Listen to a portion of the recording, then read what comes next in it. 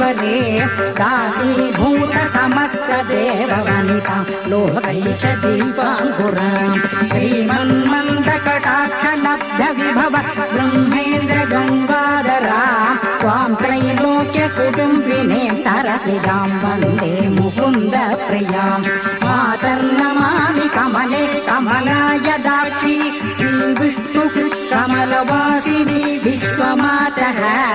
क्षीरोदजे कमलकोमलगर्भगौरि लक्ष्मीप्रसीद सततं नमतां शरण्ये त्रिकालं यौटिविद्वान् षण्मासं विजितेन्द्रियः दारिद्र्यध्वंसनं कृत्वा सर्वमाप्नोति यत्नतः देवी नाम सहस्रेषु पुण्यमष्टोत्तर